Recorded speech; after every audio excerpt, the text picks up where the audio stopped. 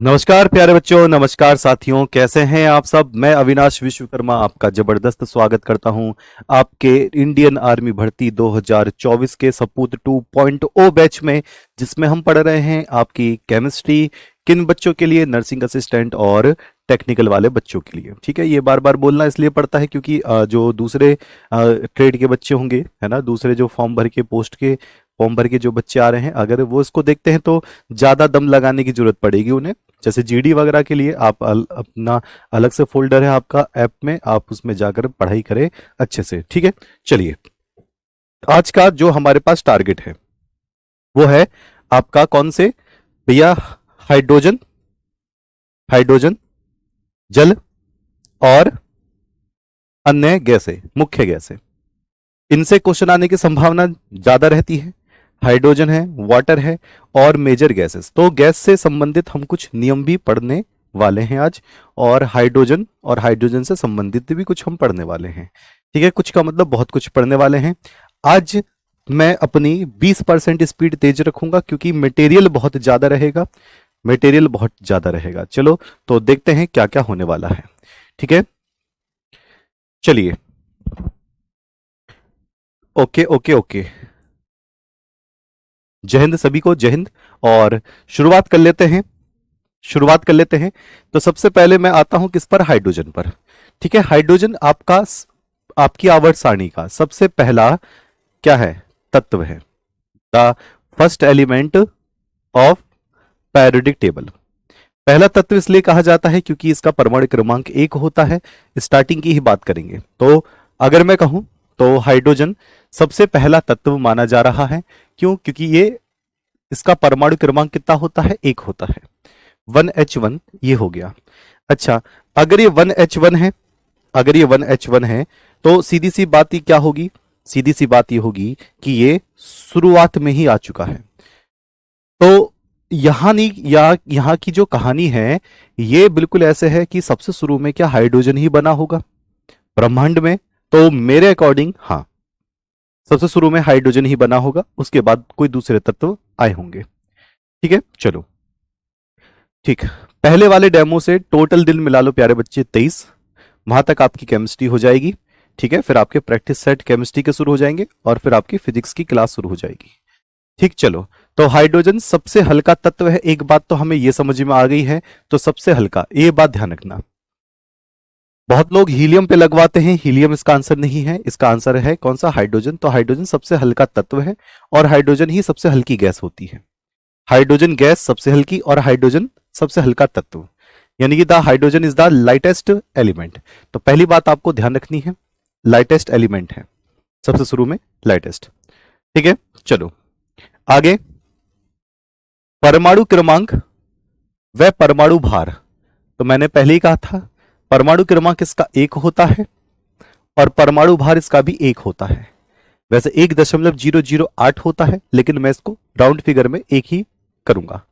Practice set परसों से शुरू होगा बच्चे, बुधवार से। चलिए आगे, कौन सा है? हाइड्रोजन गैस सबसे अधिक पाई जाने वाली गैस होती है, यानी कि कहां पर? ब्रह्मांड में। हमारी पृथ्वी पे नहीं, पूरे ब्रह्मांड में, यानी कि पृथ्वी मिलाकर पूरे यूनिवर्स की अगर बात करें तो hydrogen gas is the most abundant gas. कहां पर? ब्रह्मांड में, यूनिवर्स में, यूनिवर्स में, in the universe, in in universe. ठीक है, सबसे ज्यादा। लेकिन अगर पृथ्वी की बात करी जाए, पृथ्वी की बात करी जाए तो वो कौन सी है? आपकी नाइट्रोजन गैस। तो ये वाली बात ध्यान रखना। गैस से संबंधित अभी ही सारी मैं बात बता देता हूं, गैस से संबंधित अभी ही मैं सारी बात बता देता हूं। वो किस तरीके से आपको देखने में लग रहा है। अगर पृथ्वी की बात करी जा रही है तो आपकी नाइट्रोजन गैस सबसे ज्यादा होगी, नाइट्रोजन गैस सबसे ज्यादा होगी 71% तक। ठीक है, 78% तक, सॉरी, 78% तक आपकी नाइट्रोजन गैस होगी। और अगर ऑक्सीजन गैस की बात करी जाए तो 21% तक ऑक्सीजन गैस होगी। ये पृथ्वी की बात है। अगर पृथ्वी से बाहर की बात करी जाए, अगर पृथ्वी से बाहर की बात करी जाए, बाहर, तो यहां पर पूरे उसमें तारे वारे ये सब मिलाकर पृथ्वी से बाहर बात करी जाए तो हाइड्रोजन गैस सबसे अधिक पाई जाती है। सबसे अधिक, सबसे अधिक कहां पर? यूनिवर्स में, ब्रह्मांड में, यूनिवर्स में, ब्रह्मांड में, in the universe, in the universe, universe, in the universe, H2 is most abundant, most abundant. ठीक है, जैसे तारों में सबसे ज्यादा हाइड्रोजन गैस पाई जाती है, तारों में सबसे ज्यादा हाइड्रोजन गैस पाई जाती है। ठीक है, ओके, तो ये वाली बात ध्यान रखेंगे। तो गैस का तो हमें एक बात समझ में आ ही गई है, ये ब्रह्मांड की बात चल रही है, ब्रह्मांड की बात चल रही है, ब्रह्मांड, यूनिवर्स, यूनिवर्स। ठीक है, तो ये ध्यान रखना। आगे आते हैं अगले पॉइंट पर। नेक्स्ट नंबर 4 पर आ रहे हैं हम, नंबर 4 पर आ चुके हैं। यहां पर क्या लिखा हुआ है? हाइड्रोजन गैस को, बहुत इंपॉर्टेंट है प्यारे बच्चों, बहुत ज्यादा इंपॉर्टेंट, हाइड्रोजन गैस को भविष्य का ईंधन कहा जाता है। अगर हम गैस की बात करें तो हाइड्रोजन गैस को भविष्य का ईंधन कहा जाता है। पहले क्या चलता था? कोयला चलता था, है ना। आप ट्रेन से संबंधित देख सकते हो, तो पहले ट्रेन में कोयला चलता था, फिर ट्रेन डीजल वाली बन गई, डीजल के बाद कौन सा वाला हो गया? ठीक है,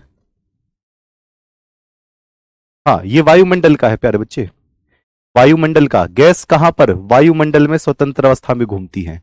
तो पृथ्वी पर पाई जाने वाली गैस की बात कर रहा हूं मैं, तत्व की बात नहीं कर रहा हूं समरजीत। ठीक है, तो क्या होगा? पहले कोयले से चलने वाली ट्रेन होती थी, फिर डीजल से चलने वाली ट्रेन हो गई, फिर बिजली से चलने वाली ट्रेन हो गई, अब हाइड्रोजन से चलने वाली ट्रेन आएगी, यानी कि हाइड्रोजन से चलने वाले कार आएंगी, हाइड्रोजन से चलने वाली बाइक आएंगी। तो हाइड्रोजन फ्यूल, इसको क्या कहते हैं? फ्यूचर फ्यूल के नाम से भी इसको जानते हैं। The hydrogen gas is called the fuel of the future. ये वाली बात सही है। अच्छा, हाइड्रोजन गैस सबसे हल्की व ज्वलनशील गैस होती है, यानी कि सबसे, अगर हल्की की बात करेंगे तो हाइड्रोजन गैस है, और ज्वलनशील का मतलब होता है जैसे ही आप आग लगाओगे तुरंत आग पकड़ लेती है, ये तुरंत क्या पकड़ लेती है? आग पकड़ लेती है। तो H2 सबसे हल्की व ज्वलनशील गैस है। जैसे मान लो यहां से हाइड्रोजन गैस आई, यहां से अगर हाइड्रोजन गैस आई, आपने माचिस की तिल्ली जला दी तो धम से उड़ जाएगा सारा कॉन्सेप्ट। तो सीधी सीधी बात यह है, hydrogen is the lightest flammable and flammable gas, ज्वलनशील है, यानी कि एकदम से धमाके से जलने लग जाएगी। हाइड्रोजन गैस से हीलियम में परिवर्तन, अगर आप हाइड्रोजन गैस से हीलियम में परिवर्तन देख रहे हो, हाइड्रोजन गैस से हीलियम में बदलना देख रहे हो, हाइड्रोजन से अगर आप हीलियम में बदल रहे हो, तो इसको नाभिकीय संलयन क्रिया कहते हैं, नाभिकीय संलयन क्रिया कहते हैं। The transformation of hydrogen gas into helium takes place by nuclear, nuclear fusion है ये, न्यूक्लियर फ्यूजन प्रोसेस, न्यूक्लियर संलयन, अच्छा न्यूक्लियर फ्यूजन, ये तो ठीक है, न्यूक्लियर फ्यूजन प्रोसेस। इसका मतलब जो आपकी सूरज पर होने वाली क्रिया होता है, सूर्य पर होने वाली क्रिया, सूर्य पर होने वाली क्रिया, उसी को ही नाभिकीय संलयन कहते हैं। On the sun, on the sun, उसी को ही क्या कहते हैं? नाभिकीय संलयन क्रिया कहते हैं। और ये जो नाभिकीय संलयन क्रिया है, इसका मतलब है हाइड्रोजन से हीलियम का बनना। इसको मैं समझा देता हूं, नहीं तो बच्चे कहेंगे ये क्या बता दिए हो। ये आपके पास सूरज है, ठीक है, ये सूरज है, सूरज में जो ऊर्जा निकलती है, ये जो ऊर्जा है, ऊर्जा ये किस वजह से निकलती है? हीट जो निकलती है, ये इसी वजह से निकल रही है कि इसका जो हाइड्रोजन है वो लगातार किस में बदल रहा है? हीलियम में बदल रहा है। हाइड्रोजन हीलियम में बदलने के जो परिवर्तन को हम क्या कहते हैं? नाभिकीय संलयन कहते हैं। ये बात कहना चाह रहा है, नाभिकीय संलयन कहते हैं। और इसी प्रक्रिया की वजह से, इसी प्रोसेस की वजह से इसमें से गर्मी निकल रही है, यानी कि न्यूक्लियर फ्यूजन हो जाएगा, न्यूक्लियर फ्यूजन। और इसी प्रक्रिया पर ही कौन सा बम आधारित है, बता सकते हो? हाइड्रोजन धातु नहीं है, हाइड्रोजन मेटल नहीं है। हाँ, अर्थ में O2 पाई जाती है। हाँ, तो मैंने O2 ही तो बताया है, बताओ, ये रहा O2।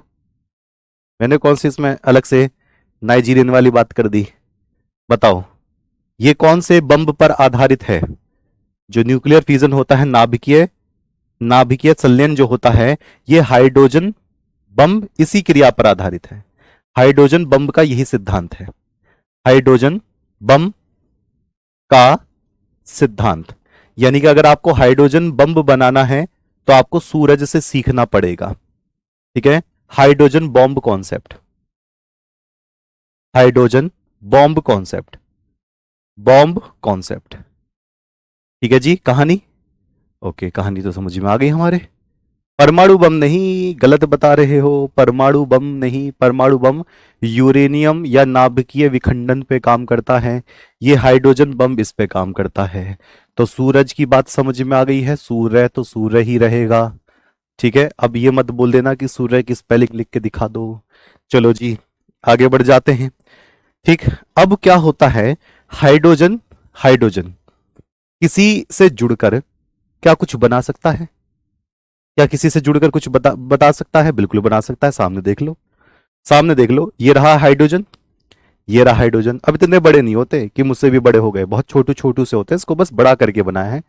अगर देखोगे कि हाइड्रोजन और हाइड्रोजन, दो हाइड्रोजन और एक ऑक्सीजन मिलकर बताओ क्या बना रहे हैं?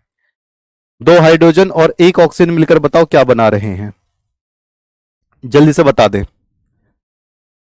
जल्दी से बता दीजिए। ये बना रहे हैं आपका जल। लेकिन इस वाली स्लाइड को हम पढ़ेंगे बाद में। ठीक है, ये तो बस मैंने बता दिया, इस वाली स्लाइड को हम पढ़ेंगे बाद में। अब किस पर आते हैं? इस पर आते हैं, वो अलग सी बात है। ठीक है, डेंजर सबसे ज्यादा कौन सा है? हाइड्रोजन ही डेंजर है, हाइड्रोजन डेंजर है। अच्छा, वैसे बम के बारे में बात करेंगे, मैं बताता हूं सबसे खतरनाक बम कौन सा है। बताओ, जानना चाहते हो सबसे खतरनाक बम कौन सा है?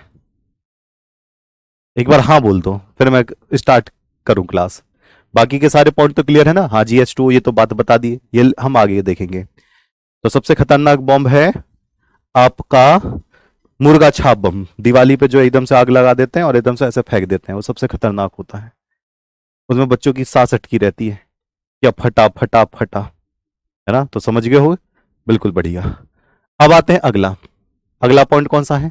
हाइड्रोजन के कितने समस्थानिक होते हैं? समस्थानिक का मतलब हाइड्रोजन के कितने भाई बहन हैं? क्या हाइड्रोजन H अकेला है? क्या इसके साथ ही भी कोई आते हैं? नहीं, हाइड्रोजन अकेला नहीं है, हाइड्रोजन के साथ इसके भाई बहन भी है। तो चलो देखते हैं, चलो देखते हैं। हाइड्रोजन के तीन, कितने? हाइड्रोजन के तीन समस्थानिक होते हैं। समस्थानिक का मतलब एक ही घर में रहते हैं लेकिन उसका तरीका अलग अलग है। एक ही घर में रहते हैं लेकिन उसका तरीका अलग अलग है। देयर आर 3 आइसोटॉप्स, जिनके समस्थानिक क्या होते हैं? जिनके परमाणु क्रमांक समान होते हैं, परमाणु क्रमांक समान होते हैं, क्रमांक समान, व परमाणु भार भिन्न भिन्न होते हैं, परमाणु भार भिन्न भिन्न होते हैं। यानी कि same atomic number, same atomic number but different, but different atomic mass, but different atomic mass. क्या होते हैं? Different atomic mass. ठीक, अब कौन कौन से हैं तीनों, आइए जानते हैं। कौन कौन से हैं ये तीनों? ये हैं बाबूजी, देख लो। एक तो है कौन सा? प्रोटियम। पहले हाइड्रोजन का नाम है प्रोटियम, जिसको आप सभी लोग जानते हैं, 1H1। दूसरा वाला का नाम है ड्यूटीरियम, जिसको आप जानते हो 1D2 के नाम से, ये देखो 1D2 के सिंबल से। ठीक है, और तीसरा कौन सा है? टाइट्रियम। टाइट्रियम है 1T3।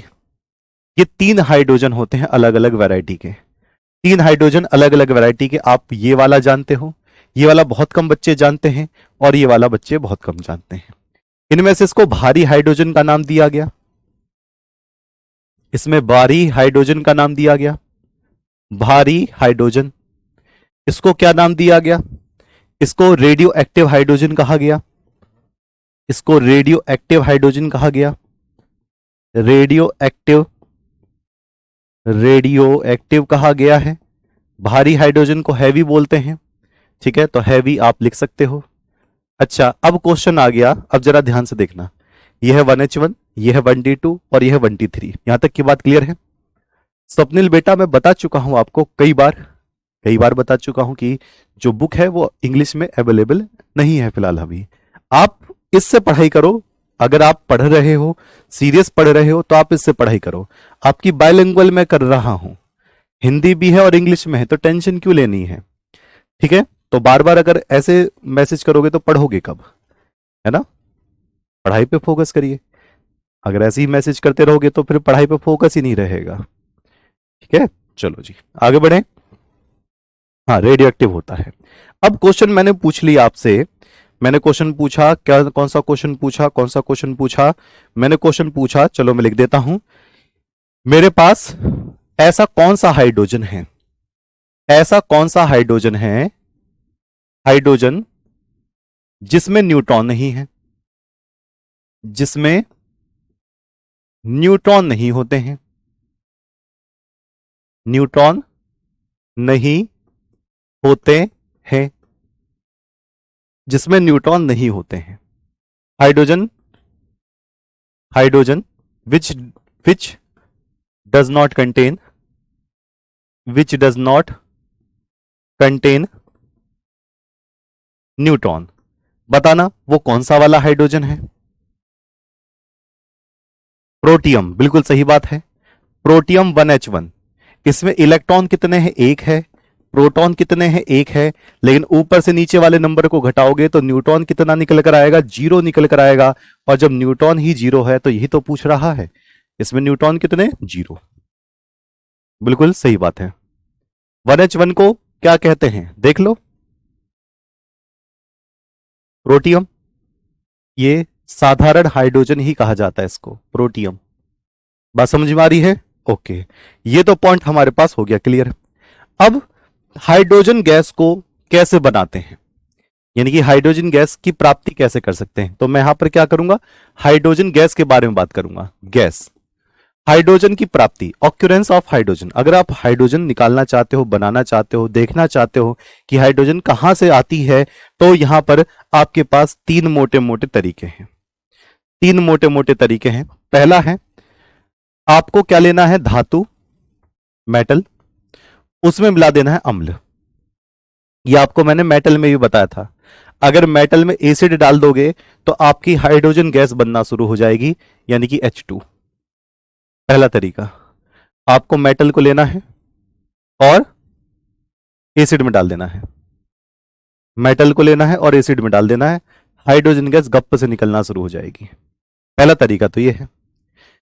दूसरा है, आपको पानी को लेना है, वाटर को लेना है, पानी को, और उसमें करंट डालना शुरू कर देना है, यानी कि विद्युत अपघटन कर देना शुरू कर देना है। तो आपकी कौन सी? हाइड्रोजन गैस के साथ साथ ऑक्सीजन गैस भी निकलेगी। तो हमें तो हाइड्रोजन चाहिए, अब हाइड्रोजन चाहिए तो ये ले लो, ऑक्सीजन गैस चाहिए तो ये भी आ सकती है। यानी कि पानी लेना है, इलेक्ट्रोलाइसिस कराना है,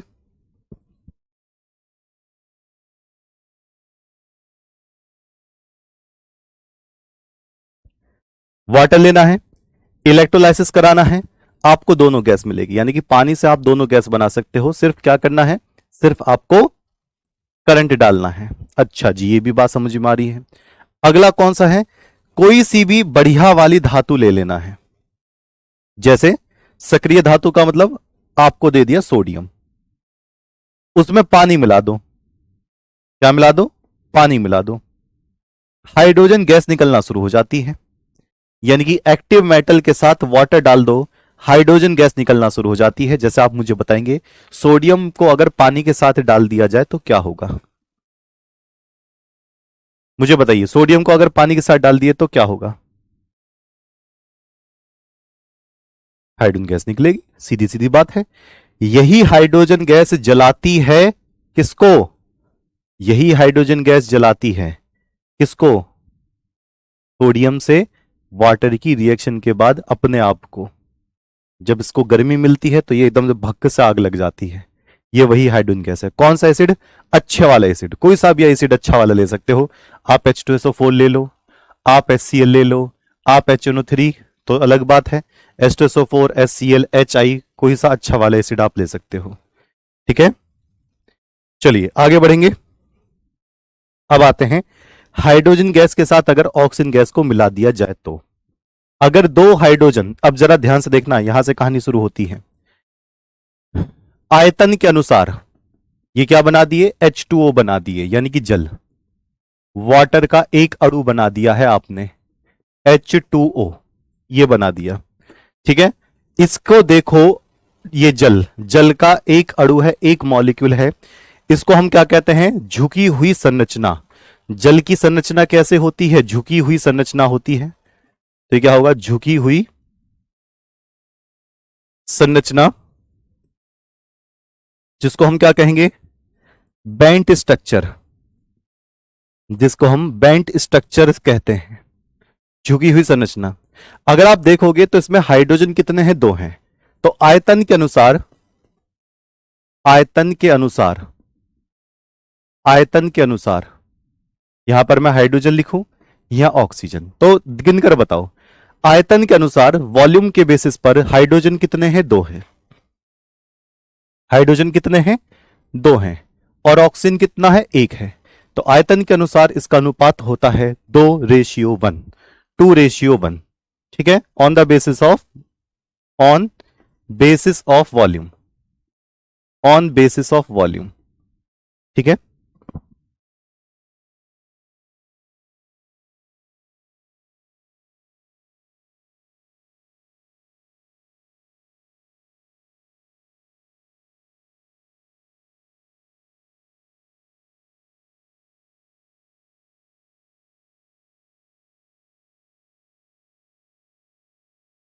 चलिए।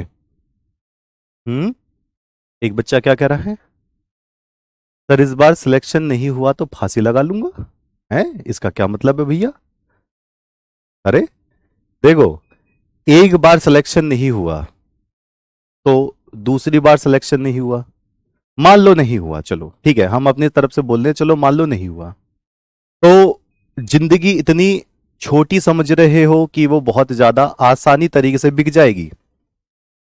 ठीक है, अगर ये दिमाग में आया है, अगर ये चीज दिमाग में आई है कि सिलेक्शन नहीं हुआ तो मर जाऊंगा, फांसी लगा लूंगा, ये ले लूंगा, तो आप अभी से ही पढ़ाई छोड़ दो। यानी कि आप जीवन में संघर्ष करने लायक नहीं हो बच्चे, है ना। संघर्ष का नाम सिर्फ एक जॉब नहीं होती, सिर्फ एक जॉब लेना नहीं होता जिंदगी, है ना। जिंदगी होती है कि एक बेहतरीन तरीके से जीना, जब तक आप जी रहे हो तब तक उसको बेहतर बनाने के उपाय ढूंढो, है ना। ये तो बहुत गलत बात है। अगर आपके मम्मी पापा ने भी ऐसा सोचा होता कि हम ऐसी जिंदगी जी रहे हैं, हम फांसी लगा लें, क्यों बच्चे को पालें, क्यों बच्चे को खिलाएं, कितना कष्ट पड़ता है ना। मम्मी आपकी सोच रही होंगी कि क्यों मैं खाना बना कर दूं, कितना कष्ट है, चूल्हे पे बनाते वक्त हाथ जल रहे हैं, है ना, कितनी भी कैसी भी स्थिति है, खाना बनाकर दे रही हैं। उन्होंने कभी कहा कि मैं फांसी लगा लूं? ठीक है, ये क्या तरीका है, ये तरीका सही नहीं है प्यारे बच्चे। आप एक जवान लेवल पर, एक योद्धा लेवल पे आप जाने वाले हो और आप ऐसी बातें कर रहे हो, शोभा नहीं देता है। नहीं इसकी तैयारी कर रहे हो, डिफेंस की तैयारी नहीं कर रहे हो, ये किसी को भी शोभा नहीं देता है। जिंदगी आपकी वो नहीं है। अब अपने मम्मी पापा से पूछिए कि क्या मैं फांसी लगा लूं, अगर वो बोल दें तो लगा लो तुरंत। ठीक है, इस बात का ध्यान रखना। चलिए, तो आयतन के अनुसार 2:1, 2:1। अब यहां पर भार के अनुसार हमें देखना है। भार के अनुसार का मतलब on the basis of mass, वजन के हिसाब से। ये तो नंबर के हिसाब से हमने अनुपात निकाल लिया, अब वजन के हिसाब से। ठीक है, वजन के हिसाब से देखेंगे तो भार के अनुसार, on the basis of, on the basis of, on the basis of mass, भार के अनुसार, भार के अनुसार, भार के अनुसार। ठीक, चलो, और एक बात आपके लिए संदेश मैं दे देता हूं, 1 मिनट का संदेश है, मैं फिर से बता रहा हूं। देखो, मैंने सीपीओ का पेपर दिया, है ना, निकलता है एसएससी के थ्रू सीपीओ का पेपर निकलता है। मेरा पहली बार में मेन क्लियर हुआ, यानी प्री क्लियर हुआ, मेन क्लियर हुआ। मैं दौड़ लगाने गया, किसी कारणवश दौड़ में मैं कुछ सेकंड से रह गया, कोई दिक्कत नहीं, पहली बार हुआ, हो गया। दूसरी बार फिर मैंने मेहनत करी, फिर मैं फिजिकल में पहुंचा, उसमें मैं इस बार कुछ मिनट से रह गया, दुख बहुत हुआ, यानी कि लगा कि कुछ, मतलब वैसा नहीं लगा कि मतलब मर जाऊं गिर जाऊं, बस ये लगा कि शायद कर नहीं पाऊंगा आगे कुछ, इतनी तैयारी करी, है ना, मैथ अच्छी नहीं थी, मैथ अच्छी पढ़ी, मैं सोच रहा था कि अब सिलेक्शन ले लूंगा, सीपीओ की बात, है ना, मन थोड़ा डाइवर्ट हुआ। लेकिन थोड़े टाइम पर ही मैंने सोचा, थोड़े टाइम पर ही मैंने सोचा कि जिंदगी भैया अपनी है, बढ़िया तरीके से जिएंगे। वो जो रेड स्टैंप लगाते हैं ना फिजिकल में, नॉट क्वालिफाइड, है ना, नॉट क्लियर्ड, कुछ ऐसे लिखते हैं, वो मैंने वहीं फाड़ा। चलो ठीक है, बढ़िया गरम गरम जलेबी खाई जाकर, और अब आपके सामने पढ़ा रहा हूं, बढ़िया सुकून है। पढ़ाने का शौक पहले से था, बाद में पता चला मुझे पढ़ाने का शौक था, मुझे वहां तो जाना ही नहीं था, वहां तो मैं जबरदस्ती प्रयास करे जा रहा हूं। और अगर मेरे अंदर उत्तेजना सी हो जाती कि जाकर मैं एकदम से नाले में कूद जाता, सॉरी, जाकर मैं नदी में कूद जाता, तो फिर तो कुछ अलग ही होता, कोई और पढ़ा रहा होता यहाँ पर, है ना, तो जरूरी है। एक बच्चे का क्वेश्चन है, सर अगर एसिड को लकड़ी में डाले तो क्या होगा? लकड़ी बुरा मान जाएगी, लकड़ी उड़ उड़ के मारेगी तुम्हें, है ना, लकड़ी पे कोई प्रभाव नहीं पड़ेगा, लकड़ी ऊपर से जल जाएगी, ठीक है, कार्बन जल जाएगा, हो सकता है कुछ कार्बन डाइऑक्साइड गैस निकल जाए, और कुछ प्रभाव नहीं होने वाला, ठीक है।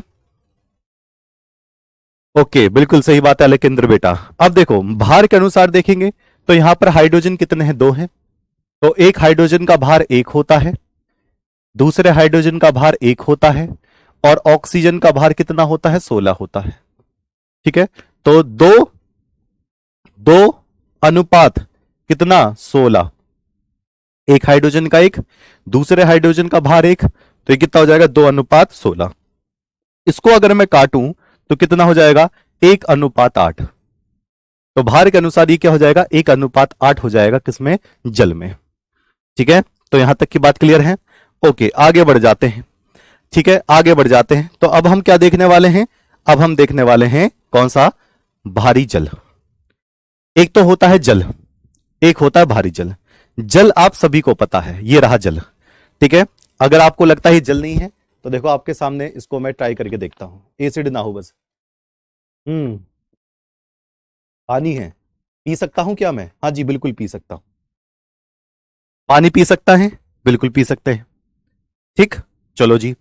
लेकिन एक होता है भारी जल, भारी जल तो भैया पी ही नहीं सकते हैं, ठीक है, भारी जल तो पी ही नहीं सकते हैं।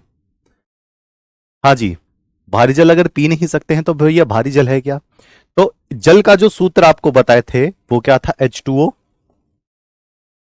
भारी जल का जो सूत्र होगा वो प्यारे बच्चे होगा D2O। भारी जल का सूत्र क्या होगा? D2O होगा। अच्छा, ये रहा D2O। और इसका जो परमाणु भार यानी कि अणु भार होता है, भारी जल का जो अणु भार होता है पीने लायक नहीं होता है, बहुत भारी होता है वास्तव में। अणु भार यानी कि इसका जो मोलर मास होता है, मोलर मास इसका होता है वो कितना होता है? 20 होता है। मोलर मास कितना होता है? 20 होता है, ठीक है, चलो जी। अब देखते हैं इसके बारे में। जो भारी जल की जो खोज करी थी वो यूरे ने की थी। वाशबर्न और यूरे, नाम किसका आता है? यूरे का ज्यादा आता है। पेपर में नाम अगर आएगा तो ये किसका आएगा? वो यूरे का आएगा। अगर ये नाम देते हैं तो अच्छी बात है, कोई बात नहीं, तो नाम याद रखना वाशबर्न और उसके साथ यूरे, HC यूरे पूरे नाम था। तो Urey and Washburn discovered heavy water, ठीक है, पूरा नाम क्या था? HC यूरे, HC यूरे, ठीक है। इसका अगर क्वथनांक की बात करें तो 101.4 डिग्री बॉइलिंग पॉइंट होता है, यानी कि पानी से 1 पॉइंट कुछ डिग्री ज्यादा। कितना? 101.4 डिग्री, ठीक। और अगर हिमांक की बात करें, जमता कितने पर है? तो 3.8 डिग्री सेल्सियस पर, यानी कि पानी से पहले ही भी जम जाएगा, पानी से पहले ही जम जाएगा 3.8 डिग्री पर। और अगर इसकी बात करें इसका उपयोग कहां पर होता है, तो भारी जल का उपयोग होता है मंदक के रूप में। तो यहां पर मैं लिखूंगा इस बात को, नाभिकीय नाभिकीय रिएक्टर में, नाभिकीय रिएक्टर में मंदक के रूप में कार्य होता है, मंदक के रूप में कार्य करता है। यानी कि अभिक्रिया को क्या करता है? धीमा करता है। मंदक के रूप में कार्य करता है, यानी कि it is used as moderator, moderator in nuclear reactor, in nuclear reactor, nuclear reactor. बात समझ में आई है? सर दोनों आए तो ऐसा हो ही नहीं सकता, दोनों आएंगे तो एक ही विकल्प में पूरा लिखा हुआ आएगा। वॉर्स्नवर्न व यूरे एक ही विकल्प में आएगा, अलग अलग विकल्प नहीं देगा। मंदक का मतलब समझ रहे हैं? मॉडरेटर का मतलब का होता है अभिक्रिया को धीमे करने वाला, यह अभिक्रिया को धीमे कर देता है। खुद भारी है, गाड़ी पर बैठ गया, एकदम से धीरे धीरे चल रहा है, कुछ पता ही नहीं, अभिक्रिया को सबको समेट लेता है, न्यूट्रॉन को, और मंदक के रूप में कार्य करवाता है। तो यहां तक की बात हमें समझ में आ गई है। D2O की पैनल में इसको पूछा जाता है, इसको पूछा जाता है। हाँ पूछिए, कोई दिक्कत नहीं, जो भी आपको इस टॉपिक से रिलेटेड या कोई केमिस्ट्री से रिलेटेड है पूछते रहिए, कोई दिक्कत नहीं है। सर इंजेक्शन के साथ जो पानी देते हैं वो कौन सा है? वो हाईली फिल्टर्ड वाटर होता है प्यारे बच्चे, उसको मेडिसिनल वाटर कहते हैं। ठीक है, चलो जी आगे बढ़ेंगे। अब आते हैं अपने सिंपल वाले जल पर। हमारा सिंपल वाला जो जल होता है, पानी जो है हमारा, वो कुछ और प्रकार का भी होता है, H2O।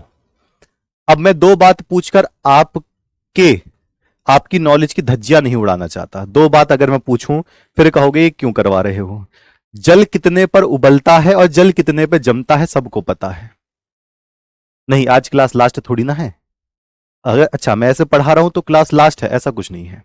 ठीक है, जल कितने पर जमता है, जल कितने पर उबलता है, ये तो मुझे पूछना ही नहीं है, ये तो आपको पता ही है।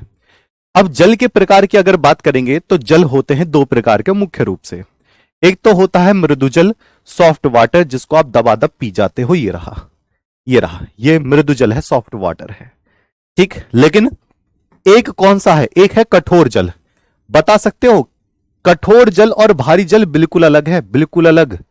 कठोर जल होता H2O ही है, लेकिन इसको हम ना अच्छी तरीके से पी पाते हैं। अच्छी तरीके से मतलब ज्यादा पियोगे तो लीवर डैमेज हो जाएगा। तो एक तो होता है पीने वाला फ्रेश, बिल्कुल कचाकच बढ़िया, और एक होता है कठोर जल। इसमें कहीं ना कहीं मिला होता है, जैसे समुद्र का पानी, जैसे समुद्र का पानी है ना, बहुत सारे लवण इसमें मिल गए, तो ये कठोर जल। दोनों के अगर देखें मृदु जल, तो ये पीने योग्य होता है, पीने योग्य है, पी सकते हो, पीने योग्य। ये पी तो लोगे लेकिन पीने योग्य है नहीं, पीने योग्य है नहीं। अब जबरदस्ती पीना है तो अलग बात है, पीने अयोग्य है, पीने के लिए अयोग्य है, नॉट ड्रिंकेबल,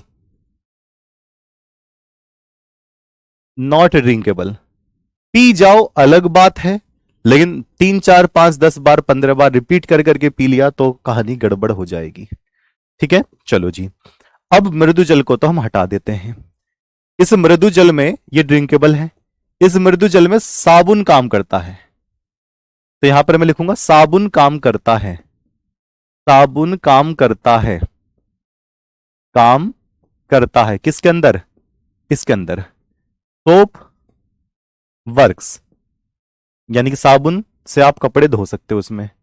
इसके अंदर साबुन काम नहीं करता, साबुन काम नहीं करता, सोप डज नॉट वर्क, साबुन काम नहीं करता। अब ये दो तरीके का होता है। पहाड़ों में होता है कठोर जल, नहीं, पहाड़ों में उन पहाड़ों पे कठोर जल नहीं होता है जो पहाड़ बिल्कुल मजबूत होते हैं। लोहा लाट पत्थर वाले जो पहाड़ होते हैं उन पर ये वाला जल मिलता है। लेकिन जो पहाड़ चूने के बने हुए होते हैं, है ना, बहुत मुलायम पहाड़ होते हैं। मुलायम पहाड़ का मतलब समझते हैं? जिनके ऊपर से जो लवण है, मिट्टी है, वो लगातार अलग होती रहती है, वो ये वाला कठोर जल बनाते हैं। और जब समुन्द्र में नदी आ जाती है तो बिल्कुल ही कठोर जल हो जाता है ना। अब ये कठोर जल कितने प्रकार के होते हैं? 2 प्रकार के होते हैं। एक वाला कौन सा होता है? जो अस्थाई कठोर जल है, टेम्परेरी हार्ड वाटर, यानी कि इसकी कठोरता को अलग करके हम पीने लायक बना सकते हैं, टेम्परेरी है। ठीक, चलिए।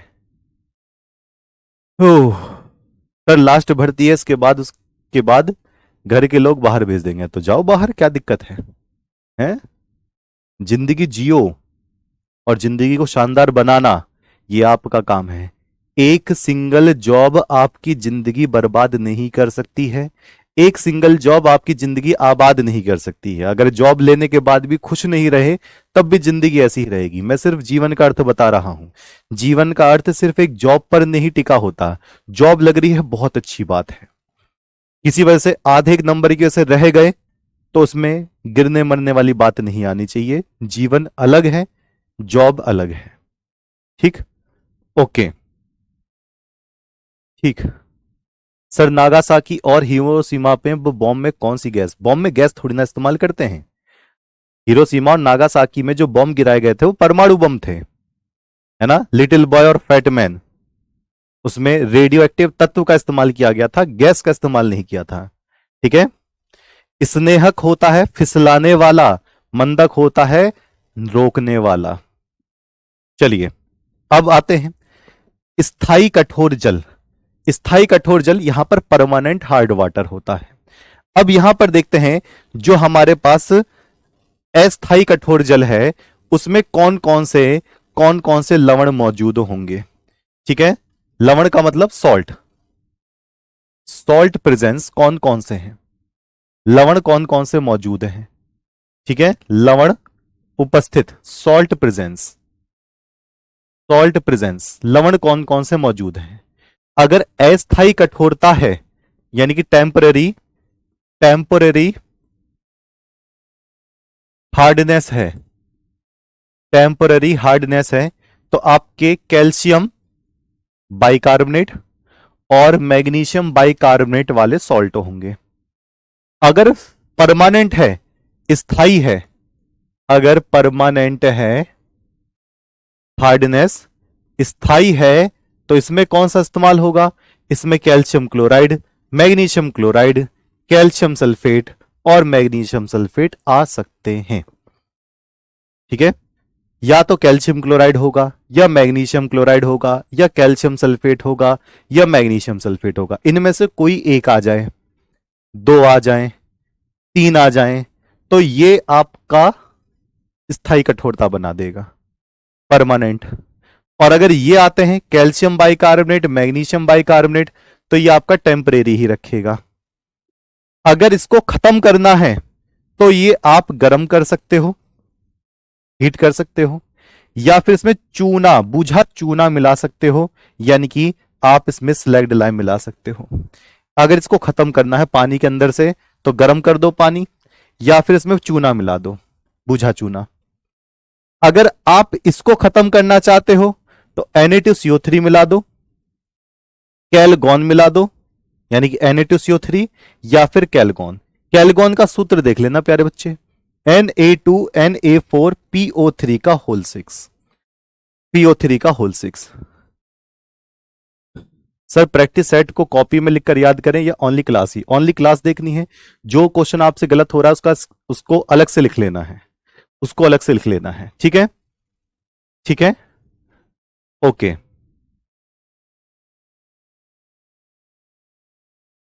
ओके, बिल्कुल सही बात है।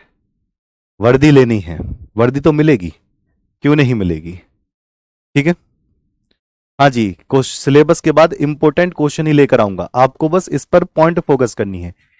इससे बेसिक का मतलब ये होता है कि आपके दिमाग को ओपन हो जाए। मैं आपसे पूछूं D2O तो एकदम से दिमाग में आना चाहिए D2O।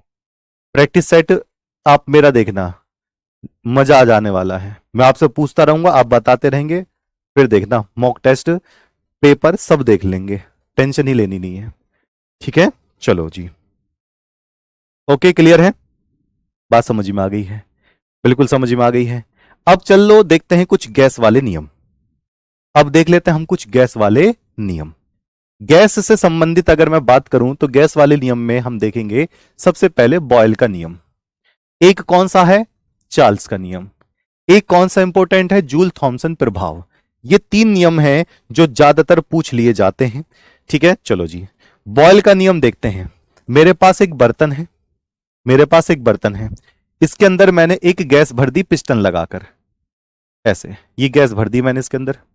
अब मुझे बताओ, अगर मैं इसका दाब बढ़ा दूं, इस बर्तन में गैस भरी हुई है, इसको मैं ऊपर से पिचका दूं, तो गैस का जो आयतन है वो कम हो जाएगा या ज्यादा हो जाएगा? हाय ना में जवाब दे दो, हाय ना में जवाब दे दो जल्दी से।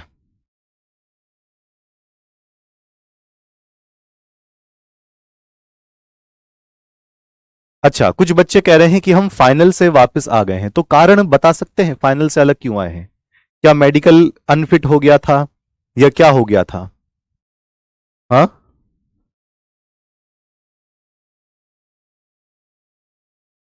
देखो आर्मी जीडी में अब प्यारे बच्चे अगर सिलेक्शन हो गया तो टाइम, फिर नर्सिंग असिस्टेंट की तैयारी, अगर आप बहुत ही भोकाल इंसान हो तो तैयारी कर लोगे।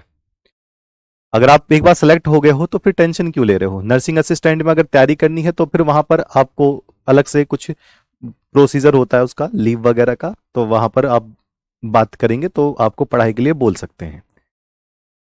ठीक है, हाँ इंग्लिश में लिख देंगे, टेंशन काहे ले रहे हो, इंग्लिश में तो तेजी तेजी लिख देंगे। तो बताओ, मैं इसको तो अभी पढ़ ही नहीं रहा, मैं तो इसको पूछ रहा हूं। ये आपके पास एक बर्तन है, इसके अंदर गैस भर दी है, मैंने दाब बढ़ा दिया, ऊपर से प्रेशर लगा दिया, तो जो वॉल्यूम हो जाएगा कम हो जाएगा। अब देखो, ताप को रोककर, हमें टेम्परेचर की कोई बात नहीं करी, इसका कहने का मतलब गैस का दाब उसके आयतन का उल्टा होता है, दाब बढ़ाओगे आयतन घट जाएगा, यानी कि at constant temperature, at constant temperature the pressure of gas is inversely proportional to, inversely proportional to volume of gas, volume of gas. ये बॉयल का रूल है, ये बॉयल का रूल है, आप देख सकते हैं, P inversely proportional to V। इसका मतलब मैं ऐसे लिख सकता हूं, PV बराबर कांस्टेंट, PV बराबर कांस्टेंट, कांस्टेंट को हम क्या कहते हैं? स्थिरांक कहते हैं, स्थिरांक कहते हैं। यानी कि इसमें मैं कैसे लिख सकता हूं? P1V1 बराबर P2V2 लिख सकता हूं। अगर कोई एक चीज बराबर कांस्टेंट होती है तो उसको दो चीज बराबर कर सकते हैं, तीन चीज बराबर कर सकते हैं। तो पीवी बराबर अगर कांस्टेंट है तो ये क्या होगा? P1V1 is equal to P2V2। ठीक है, P1V1 बराबर P2V2। ठीक है जी, एक तो रूल ये वाला है। दूसरा रूल कौन सा है? चार्ल्स का नियम। स्थिर दाब पर अगर आपको प्रेशर से कोई लेना देना नहीं है तो आप नियम बना सकते हो, गैस का आयतन उसके परम ताप का सीधा समानुपाती होता है। At constant pressure, at constant pressure the volume of gas is directly proportional, directly proportional to absolute temperature, to absolute temperature, absolute temperature. यानी कि अगर ये आपके पास वॉल्यूम है, आयतन है, ये आपके पास वॉल्यूम है, आयतन है, तो आप इसके टेम्परेचर का सीधा सीधा समानुपाती देख सकते हो तापमान का। इसको कैसे लिख सकते हैं? टी को उधर ले जाओ, तो V बटे टी बराबर क्या हो जाएगा? आगे स्थिरांक, आगे क्या हो जाएगा? स्थिरांक हो जाएगा, यानी कि कांस्टेंट हो जाएगा। अगर एक पक्ष बराबर स्थिरांक यानी कि कांस्टेंट है तो दो पक्ष इसके बराबर कर सकते हो, V1 अपॉन T1 बराबर V2 बटे T2, V1 अपॉन T1 बराबर V2 अपॉन T2, ये हो जाएगा। पॉइंट क्लियर है? अच्छा, अब इन दोनों को मिलाकर एक समीकरण बनाई गई जिसका नाम है आदर्श गैस समीकरण। किसी को याद है तो बता सकते हैं। आदर्श गैस समीकरण बनाई गई जिसको हम क्या कहते हैं? Ideal gas equation, ideal gas equation. इन दोनों को मिलाकर एक समीकरण बनाई गई, आइडियल गैस इक्वेशन। ठीक, तो ये क्या होगा? ठीक, राकेश कुमार, धर्मेंद्र सर से मैं बता दूंगा, 10 मार्च को आपके शायद किसी स्पेशल एनए का हुआ था पेपर। ठीक है, तो आदर्श गैस समीकरण, आइडियल गैस इक्वेशन, तो ये कौन सी है? ये है पीवी बराबर एनआरटी। ये समीकरण है पीवी बराबर एनआरटी। और जो पीवी बराबर एनआरटी है, इसमें देखते हैं किसको क्या क्या कहा गया है। ओह, ये कैसे आ रहा है? ये क्लिक करें, ये पीवी बराबर एनआरटी। इसमें पी को दाब कहा गया, प्रेशर, प्रेशर। वी को आयतन कहा गया, वॉल्यूम। एन को मोल, मोल। गैस के लिए है आर का मान 0.0821। ये गैस नियतांक कहते हैं इसको, gas constant, gas constant, gas constant. और इसकी यूनिट आप लिख लो एटीएम, लीटर प्रति केल्विन प्रति मोल। टी को ताप कहते हैं, टेम्परेचर। यह है पूरा आदर्श गैस समीकरण, ideal gas equation. Okay, concept clear है जी। और आज के लिए आपका अंतिम प्रभाव, फिर हम क्वेश्चन करेंगे इससे संबंधित। जूल थॉमसन प्रभाव। किस किस के घर में फ्रिज है, एक बार मुझे बता दो। घर में अगर फ्रिज है या एसी वगैरह है तो बिल्कुल मैं बता सकता हूं। एक बार बता दो किस किस के घर में फ्रिज है। मेरे घर में ना तो फ्रिज है, ना मेरे घर में एसी है, ना मेरे घर में टीवी है। हैं? ऐसे कैसे हो सकता है? ऐसा ही है, ना मेरे घर में फ्रिज है, ना एसी है, ना टीवी है ना? ये प्रोहिबिटेड है ही नहीं। अच्छा, अगर आपके घर में फ्रिज है तो फ्रिज में जो गैस ठंडी होती है, फ्रिज में जो गैस ठंडी होती है, लिक्विड जैसी आती है, वो आपके इस वाले प्रभाव से ठंडी होती है, इस वाले प्रभाव से ठंडी होती है। यानी कि जूल थॉमसन प्रभाव, जूल थॉमसन इफेक्ट कहते हैं इसको, जूल थॉमसन इफेक्ट। ये कम ताप पर व अधिक दाब पर, अगर टेम्परेचर कम करोगे, प्रेशर लगाओगे, तो कोई गैस ठंडी होकर लिक्विड में बनने की कोशिश करती है।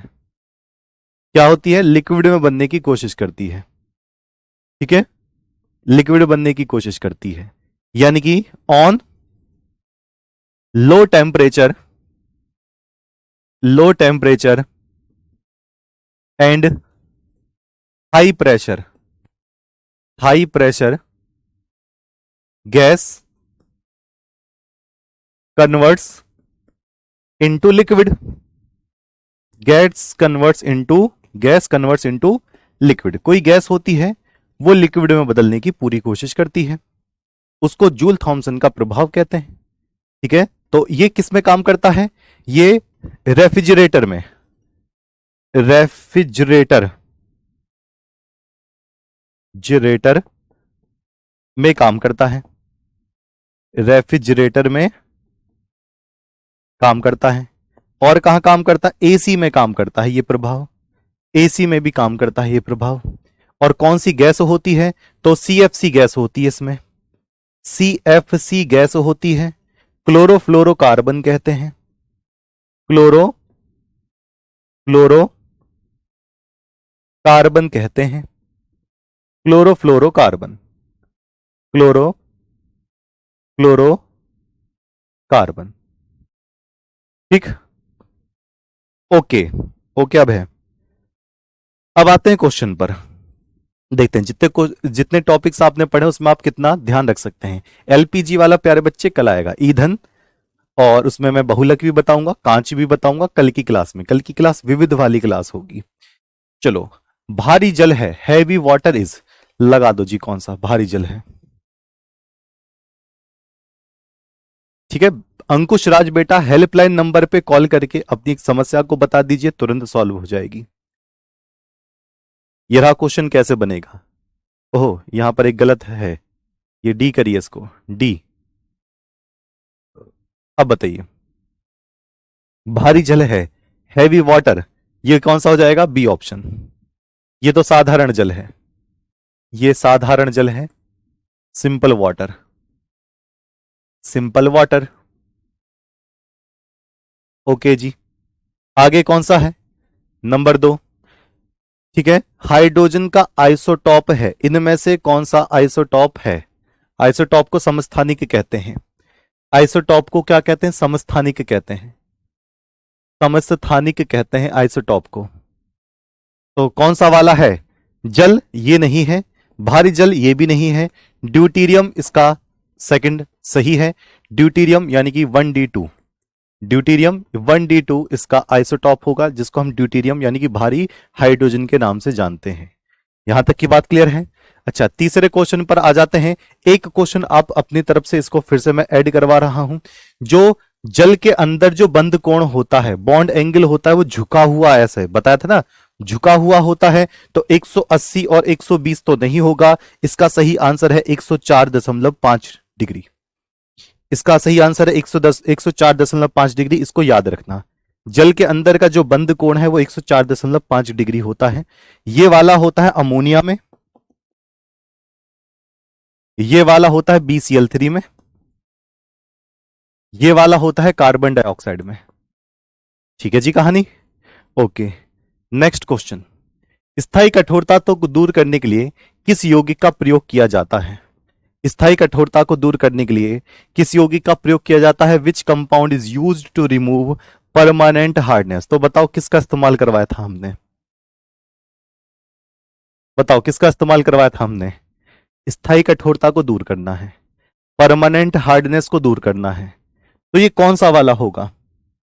देख लें, मुझे तो याद है, आप बता सको तो बता दो, आप बता सको तो बता दो। बताओगे? लो जी,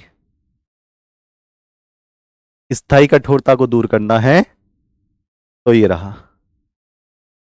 अब जो भी ऑप्शन में है वो टिक लगाएंगे, जो भी ऑप्शन में है टिक लगाएंगे।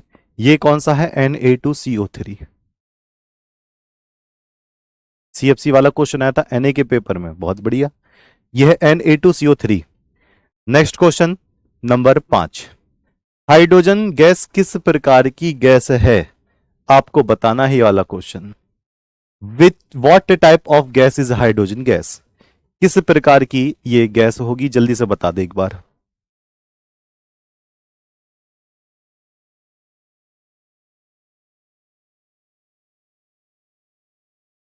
बताइए किस प्रकार की गैस होगी?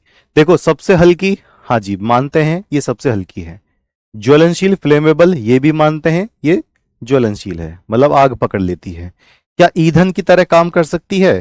फ्यूल गैस, हाँ जी ये भी हम मानते हैं, इसको भविष्य का ईंधन भी कहते हैं। यानी कि तीनों के तीनों तो सही हैं, इसी वजह से इसका आंसर है उपरोक्त सभी, ऑल ऑफ द अबव।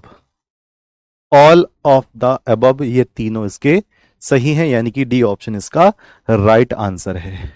ठीक है, ओके जी। तो आज की क्लास में हमने ये पूरा का पूरा कंप्लीट कर लिया है और जबरदस्त तरीके से काम किया है। कल हमारे चलेगा कौन सा? ईंधन, बहुलक, कांच, उर्वरक, इसमें हम पढ़ेंगे, जिसको हम विविध बोलेंगे। ठीक है, गैस नियम इसी में ही मैंने इंक्लूड करा दिया है।